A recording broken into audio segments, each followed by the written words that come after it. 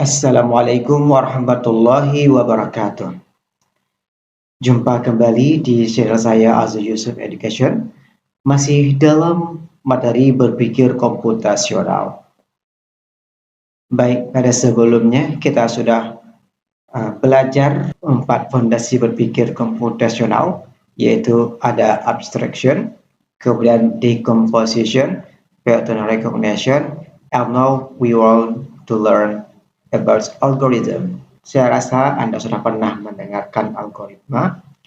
Nah, algoritma ini akan jauh berbeda dengan logaritma yang ada di matematika. Kalau di matematika, logaritma itu singkatannya adalah log. Tetapi kalau algoritma ini merupakan langkah-langkah. Ya. Nah, bagaimana yang maksud dengan langkah-langkah? Kita perhatikan di sini.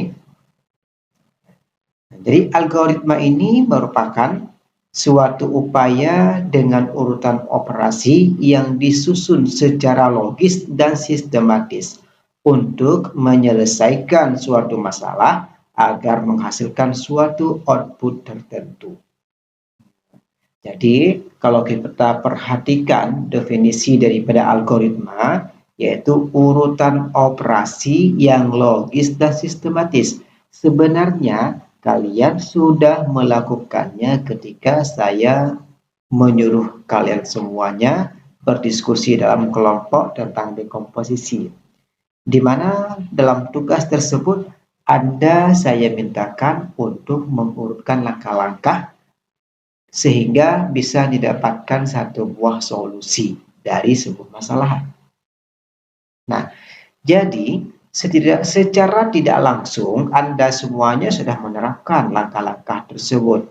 Makanya pada pertemuan kita di dekomposisi kemarin itu, saya mengharapkan Anda semuanya menulis langkah-langkah itu yang logis, sistematis, dan terstruktur. Dan saya rasa Anda semuanya sudah banyak yang mampu melakukannya. Jadi, secara umum, saya rasa Anda sudah paham dengan algoritma, yaitu urutan operasi yang logis dan sistematis. Sehingga kita bisa menyelesaikan suatu masalah untuk mendapatkan hasil. Begitu ya. Kemudian selanjutnya, secara umum, notasi algoritma itu terdiri dari 3 jenis, yaitu kalimat deskriptif, pseudocode, dan flowchart. Nah, ini akan kita pelajari nanti pada pertemuan selanjutnya ketiga-tiga ini. Selanjutnya, kita akan memperhatikan satu buah contoh. Ini contoh yang saya buat dalam kehidupan sehari-hari. Ya. Nah, ini juga saya rasa kalian sudah pernah membuatnya pada materi dekomposisi sebelumnya. Saat membuat mie goreng, buka kemasan mie sebelumnya, kemudian diseduh dengan air panas dan diamkan selama beberapa saat. Langkah selanjutnya keringkan air, kemudian campurkan bumbu ke dalam mie goreng. Setelah diaduk dengan merata, kemudian siap untuk disantap dalam keadaan hangat maupun dingin. Ini merupakan satu buah contoh algoritma membuat mie goreng. Nah, kita perhatikan di sini kalimat-kalimatnya, ya, langkah-langkahnya. Jadi, saat membuat mie goreng, buka kemasan mie. Nah, jadi ini yang pertama sekali yang akan dilakukan. Buka kemasan mie-nya, ya. Kemudian dilanjutkan seduh dengan air panas. Ya, jadi sudah disediakan air panas, kemudian diseduh. Lalu diamkan selama beberapa saat. Jadi sudah dibuka kemasan mie, kemudian diseduh dengan air panas. Langkah selanjutnya diamkan selama beberapa saat. Oke. Mungkin kalau di kemasan mie itu ada ditulis selama lebih kurang 3 menit, tapi ini sesuai dengan selera. Kemudian langkah selanjutnya keringkan atau bahasa lainnya tiriskan air, kemudian campurkan bumbu ke dalam mie goreng. Ingat tadi ya, ini mie goreng kemasan, bukan mie goreng yang digoreng. Maksud saya bukan mie yang dijual secara kilo. Ya. Nah, tetapi ini mie goreng dalam kemasan. Jadi setelah kita tiriskan air atau kita buangkan air atau kita keringkan air yang kita seduh tadi, lalu baru dicampurkan bumbu mie goreng. Okay. Nah, kemudian diaduk dengan merata. Nah, baru yang terakhir diaduk. Setelah diaduk dengan merata, maka mie sudah siap untuk disantap ataupun dimakan, boleh dalam keadaan hangat maupun dalam keadaan dingin. Ini merupakan contoh dalam kehidupan sehari-hari. Ini saya tidak mengulang kembali kepada contoh membuat algoritma dalam kehidupan sehari-hari karena sudah kita lakukan pada materi dekomposisi.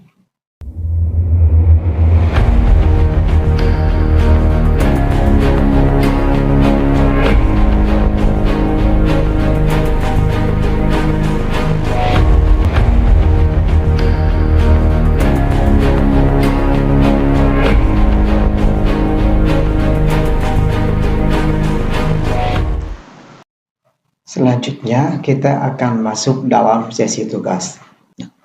Tata cara menyelesaikan tugasnya, yang pertama silahkan kalian tentukan kelompoknya itu jadi 6. Ya, silahkan tentukan jadi 6. Kemudian jumlah anggota setiap kelompok itu juga terdiri 6 orang. Jadi kelompoknya dibagi 6, setiap anggota kelompok itu dibagi menjadi 6 orang, sehingga jumlah totalnya ada 36 orang. Nah, selesaikan tugas 3 slide berikut ini sesaat lagi setelah slide ini akan ada tugasnya. Untuk mempercepat dan mempermudahkan kalian dalam menyelesaikan tugas kelompok, silakan kalian bagikan setiap tugas tersebut yang bisa diselesaikan oleh 2 orang. Nah, ini seperti dekomposisi kemarin ya. Ini ada tugas yang besar, kalian pecah-pecahkan oleh dua orang untuk setiap tugas, sehingga Anda bisa menghasilkan satu buah solusi di setiap kelompok. Jadi ada kaitannya dengan dekomposisi kemarin. Kelompoknya terdiri 6 orang, jadi kalian bisa pecah-pecahkan karena ada 3 tugas nanti ke depan. Satu tugas itu diselesaikan oleh 2 orang, itu bagus sekali. Yang keempat, setiap kelompok wajib saling membantu jika ada teman yang kesulitan dalam menyelesaikannya. Nah, tadi kan sudah dibagikan setiap tugas itu dilakukan oleh 2 orang. Nah, ternyata ada anggota ataupun teman kalian itu di dalam anggota kelompok belum siap untuk menyelesaikan tugasnya. Maka silahkan kalian membantu teman tersebut. Ya, jangan dikucilkan dan jangan dibebaskan atau dilepaskan tanggungannya itu kepada mereka. Oh, ini kesalahan mereka sendiri, mereka tidak mampu, maka bantulah mereka itu, tapi tetap dalam koridor mereka yang mengerjakan. Artinya sama-sama di sini kalian saling membantu untuk menyelesaikan tugas tersebut secara bersama. Karena nilai yang diberikan itu adalah nilai kekompakan kalian. Kemudian, buatlah hasil diskusi tugas di bawah ini dalam satu buku tulis yang akan dikumpulkan. Nah, ini masih sama seperti pada tugas-tugas sebelumnya. Nanti setelah kalian diskusi, itu wajib dikumpulkan minimal 1 buah buku. 1 buah buku saja untuk saya, agar saya periksa alur jawaban kalian itu apakah sudah benar ataupun belum. Dan siapa yang menyelesaikannya. Nah, kemudian mohon ditulis nama lengkap setiap anggota yang menyelesaikan tugas-tugas tersebut. Misalnya Azul dan Edu menyelesaikan tugas 1, Yusuf dan Keshen menyelesaikan tugas 2, Muhib dan Tibri menyelesaikan tugas 3. Nah, berarti kalian tetap setelah di awal kalian tulis nama lengkap kalian masing-masing, ada 6 orang. Kemudian di setiap menyelesaikan tugas tersebut itu kalian cantumkan juga nama 2 orang teman kalian yang menyelesaikannya. Oh, ternyata kalau tadi ada kasus seperti di poin nomor 4 tadi, teman yang menyelesaikan di situ dia belum siap, belum selesai. Sedangkan waktu sudah sangat mepet, boleh dibantu. Nah, teman yang ikut membantu tolong dicantumkan juga namanya pada teman yang menjadi tugas utama dia. Nah, misalnya si Muhib dan Tibri, dia menyelesaikan tugas yang ketiga. Sedangkan si Azul dan Edu, mereka sudah menyelesaikan tugas 1. sedangkan waktunya masih ada dan tersisa sangat sedikit, maka boleh membantu teman kalian yang menyelesaikan tugas 3, Muhib dan Tibri. Nah, jangan lupa nanti dicantumkan nama siapa yang ikut membantu di situ. Apakah hanya si Azul atau cuma si Edu atau keduanya ikut membantu, maka tulislah nama kedua-duanya. Begitu juga seterusnya. Kemudian yang ketujuh, pemilihan kelompok sesuai dengan gender. Ya. Jadi kalau misalnya kalian perempuan, ya sekelompok dengan perempuan, bagi yang laki-laki tetap kelompoknya dengan laki-laki. Tetapi jika seandainya anggota tersebut tidak cukup untuk dibagi menjadi 6 orang, maka boleh bergabung laki-laki dengan perempuan. Ya, itu hanya dibatasi satu kelompok yang boleh bergabung laki-laki dengan perempuan. Sedangkan kelompok yang lain tetap dalam koridornya, laki-laki sesama laki-laki, perempuan sesama perempuan. Nah, ingat, yang saya izinkan hanya satu kelompok yang boleh bergabung laki-laki dengan perempuan. Jangan nanti kalian mengedepankan ego, saya tidak mau dengan dia, saya tidak mau dengan itu. Lalu bagaimana jika seandainya ada teman yang tidak hadir pada hari itu, sehingga ada kelompok yang tidak cukup 6 orang. Oke. Nah, untuk anggota kelompok yang tidak hadir, mohon disisipkan ke dalam kelompok yang lain. Nanti tolong disampaikan kepada dia bahwa ada tugas yang harus diselesaikan. Saya hanya mengizinkan teman-teman kalian yang tidak datang pada hari ini saat pembelajaran, setiap kelompok itu hanya boleh disisipkan satu orang. Oke. Misalnya yang tidak hadir hari ini cuma 2 orang, maka silahkan disisip 2 orang tersebut ke kelompok yang lain. Misalnya satu untuk kelompok si Azul. Nanti satu lagi ke kelompok si Edu. Seperti itu. Jangan kedua-duanya yang tidak hadir itu dijadikan pada satu kelompok. Itu tidak adil. Kalau saya tidak hadir 5 orang, maka silakan dipecah-pecahkan menjadi satu orang itu ke dalam satu kelompok. Sehingga ada kelompok nanti satu kelompok yang berjumlah anggotanya 6 orang hadir, sedangkan kelompok yang lain ada satu orang yang tidak hadir. Berarti yang hadirnya itu cuma 5 orang. Seperti itu. Ya. Jadi disisipkan satu orang yang tidak hadir ke dalam satu kelompok. Jangan di dalam satu kelompok itu terdiri daripada orang yang tidak hadir pada hari tersebut. Ketidakhadirannya itu apakah karena dia sakit, izin, alpa, atau ada kegiatan lain dari sekolah. Semuanya yang tidak hadir, tidak ikut bergabung dalam pembelajaran ini, silahkan disisipkan satu orang nama dalam kelompok kalian. Jadi jangan kalian nanti memilih semuanya adalah anggota yang hadir pada hari itu. Kalian lihat dulu siapa kelompoknya yang kalian lihat dulu siapa yang tidak hadir, berapa jumlah yang hadir. Nah, seperti itu. Ini saya bebankan nanti kepada ketua kelas atau sekretarisnya untuk membagikan anggota kelompok tersebut. Selanjutnya, hasil diskusi kalian setiap kelompok dituntaskan dan dikumpulkan pada hari yang sama Anda belajar mapel ini. Nah, misalnya ini hari Senin, maka kalian harus menyelesaikan tugas tersebut di hari Senin ini. Seperti biasanya yang sudah saya sampaikan, maksimal saya terima tugas Anda dikumpulkan di tempat biasa itu pada jam 6 sore. Ya. Terakhir dikumpulkan paling telat pada jam 6 sore di hari Anda belajar. Misalnya hari ini hari Senin, maka batasan kumpulnya adalah kalau kalian dapatnya pagi, kumpulnya di jam paling telat jam 6 sore. Bagaimana yang tidak mengumpulkan pada jam tersebut atau melewati dari jam tersebut. Nah, itu nanti akan ada ketentuan lain dari saya sendiri, seperti sebelumnya ada pengurangan poin nilai. Saya rasa kalian sudah cukup paham dengan tata cara menyelesaikan tugas ini.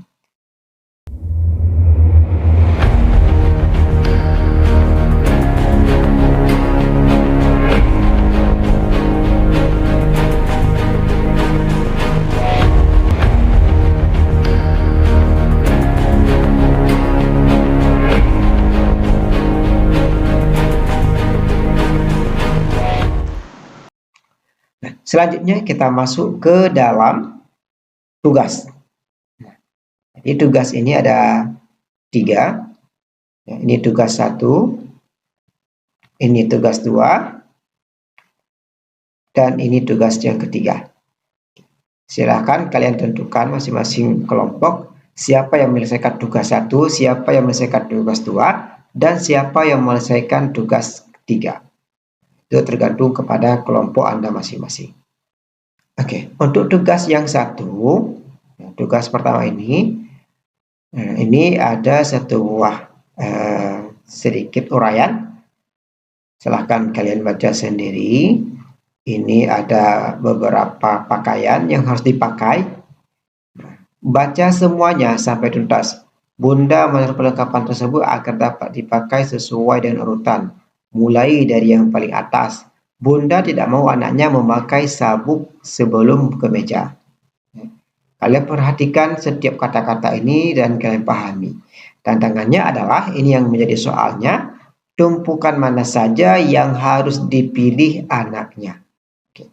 Jawaban bisa lebih dari satu pilihan, karena ini jawabannya ada 2 kemungkinan dan sesuai dengan instruksi yang sudah disebutkan di atas di sini. Dua-duanya boleh kalian buat, atau salah satunya juga boleh. Oke, ini tugas yang pertama. Tugas yang kedua, nah, di sini Yudi sedang bermain lompat peta. Nah, terdapat 8 peta yang diberikan nomor dari 1 sampai dengan 8. Setiap peta berisi 1 kotak yang ditandai dengan salah satu dari 3 aturan melompat. Nah, kalian perhatikan di sini contohnya 1. Gerakan ke kiri, misalnya sebuah kotak ditandai 2L, berarti ia harus melompat ke kiri sebanyak 2 peta. L ini bermakna left. 2L berarti dia move to left, ya. Oke, move to left, 2 kotak. Kemudian di sini ada kotak ditandai dengan 3R. Berarti ia harus melompat ke kanan sebanyak 3 peta. R berarti di sini right.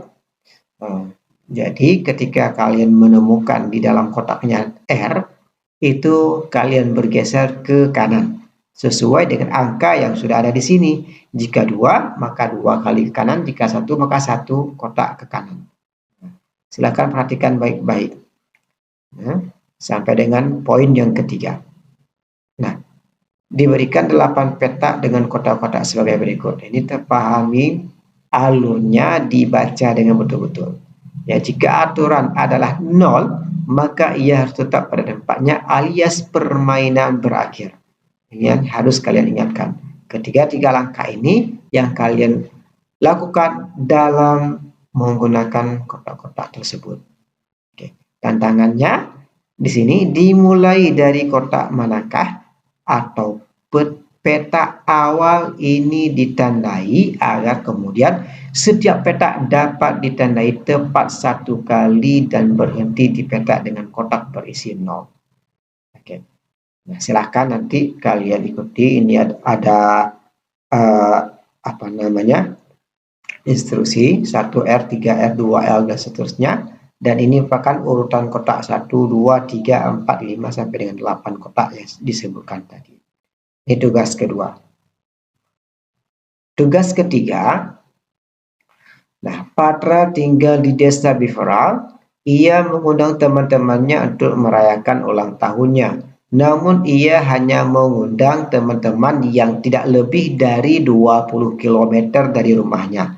Ingat ya, kata kunci pertama, dia mengundang temannya yang tidak lebih daripada 20 km dari rumahnya agar tak kemalaman pulang. Jarak rumah teman-temannya dimunculkan dalam angka pada peta sebagai berikut. Ini sudah ada nama-nama teman yang di dalam kolom-kolom hitam ini. Itu nama-nama temannya, sedangkan jaraknya itu sudah ditentukan oleh angka di sini. Nah, tantangannya adalah teman-teman yang diundang dan rumahnya berjarak lebih dari 17 akan disediakan jemputan. Ingat, berarti yang diundang hanyalah teman-teman yang berada di atas 17 km. Berarti 17 tidak termasuk. Ya, karena lebih dari 17 km itu akan dijemput. Selanjutnya, tentukan teman-teman Patra yang diundang dan akan dijemput. Ya, tentukan teman-teman Patra yang diundang dan akan dijemput. Perhatikan kalimat-kalimat ini. Ya, yang diundang dan jemput itu siapa? Jadi kalian bisa membuat jawabannya nanti di bawah.